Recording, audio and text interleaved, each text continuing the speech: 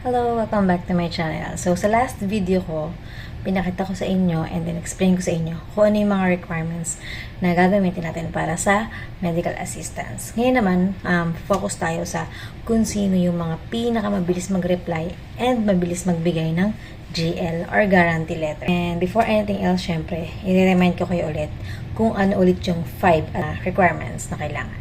Medical certificate or clinical abstract, 2 quotation, 3 social case study, 4 IDs, 5 letters.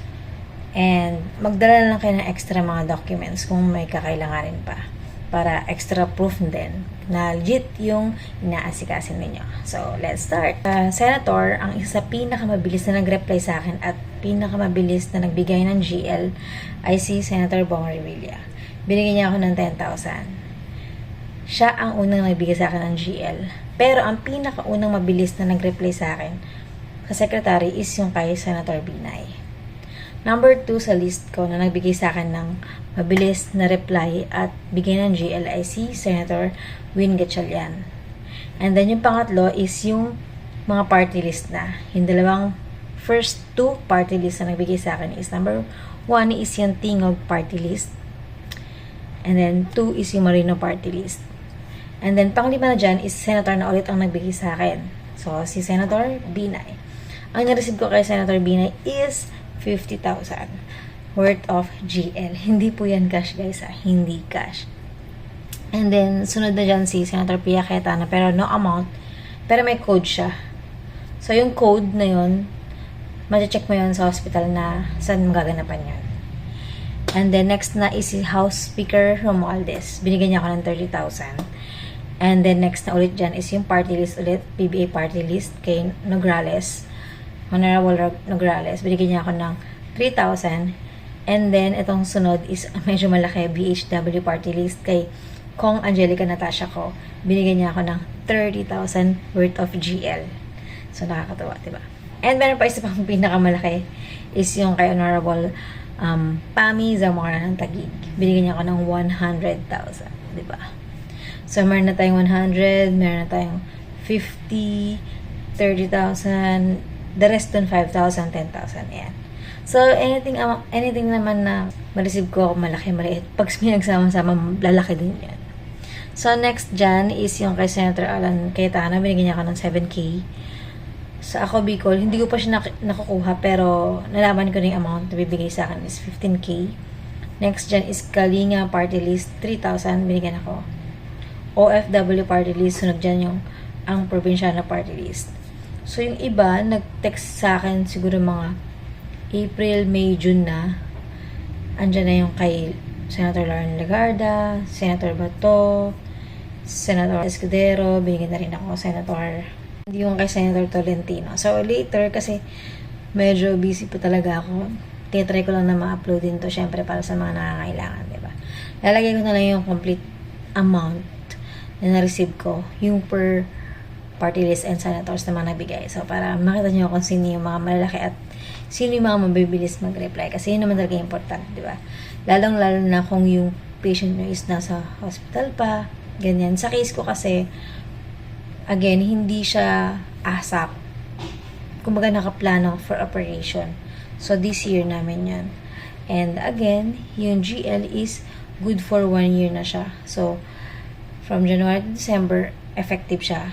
But, pag naging 2025 na, hindi na siya effective. Okay? Tandaan niyo yan. Yung kakalimutan. So, since nasabi ko na yung mga amount, focus naman tayo dun sa kung saan ko sila kinontak or pinagsendan ng mga requirements. Sa senator, sa lahat ng senator, ang ginawa ko is nag-email ako, except lang kay Senator Wongo. Kasi ang gusto nila is mag-walk-in ka or via LBC, mga ganyan, mga padala para ibigay sa secretary sa Dropbox doon. The rest, nag-email lang ako. Meron sa akin din bukod tangi na nag-reject. Hindi ko alam kung bakit, kung anong reason, pero mag-try ulit ako na sendan siya this July, itong July na to. And then, sa mga party list naman, pwede agad silang irekta or i-direct na kontakin or isend yung mga requirements sa mga Facebook account nila. Like yung sa Marino, meron silang Facebook page, PPM mo sila, tapos meron ka dun susundan kung paano ginagawa yung process ng kanila. Kasi kanya-kanya silang process. Meron dun na ano ka pa, sign up ka pa, ganyan. Depende. So, worth it naman yun. Mukha lang siyang parang ang daming gagawin. Pero, kaysa naman mangutang ka, diba? And then, yung iba naman, Viber, yung sa BHW Viber lang siya. Sobrang, yun yung isa sa pinakamabilis. Kasi Viber lang, send lang ako ng mga requirements. Tapos, nag-reply sila agad. I-inform ka agad nila na antayin lang yung budget, ganyan, sa hospital na napili mo. Kasi hindi naman siya right away na masasabi agad yung amount. Kasi per hospital may budget sila na andoon. Ayan, hindi ko na kayo nabalikan kahapon. So, additional pa pala. Yung Gabriela Party List, nagbigay sa akin ng 3,000 and then Senator Mark Villar, binigyan niya ako ng 5,000. So, itong video na to, continuation nung kahapon. Hindi ko kasi natuloy yung sinabi ko sa inyo kahapon. So, papakita ko na sa inyo kung ano yung mga list ng lahat-lahat ng mga nabigay sa akin ng GL. Yan, habang tinitignan nyo yan, kung papansin nyo, wala pa dyan yung sa President, Vice, and sa DSWD. Kasi this week ko siya aasikasuhin kasi nga, di ba, nagkaroon ng bagyong Karina, kaya na-cancel kami sa mga lakad namin. Pero, doon naman sa DSWD, it's, siya, one-day process, or pwedeng humingi ng first schedule, kasi depende. Kung cash ang gusto mo, pwede rin, or GL. Unlike sa President and Vice, GL lang siya, walang cash. So, soon, pag naging maganda na or successful na yung mga kinalabasan dun sa President, VP, tsaka DSWD, isi-share ko din sa inyo. Sa ngayon, kasi hindi ko pa siya ma-share, kasi wala pa naman nangyayari. Kumbaga, yung mga sinishare ko ngayon is based on my experience. Kaya, inuna ko talaga yung party list and mga senators. Ito naman yung Senate of the Philippines, yung 19th Congress. Yung makikita mo lahat ng senators. Andyan din yung telephone number nila, email nila, so pwede mo silang makontak. Dito naman, makikita nyo kung ano yung mga on-hold na medical assistance. So, pwede kayong mag-check out dyan kung ano yung mga, sino yung mga senators na pwede mo pang pasahan. Yan, makikita mo, may nakalagay drop box only, on-hold, ganyan. So, nag-iiba-iba sila ng mga kung paano mo ipapasok yung medical assistance na requirements mo.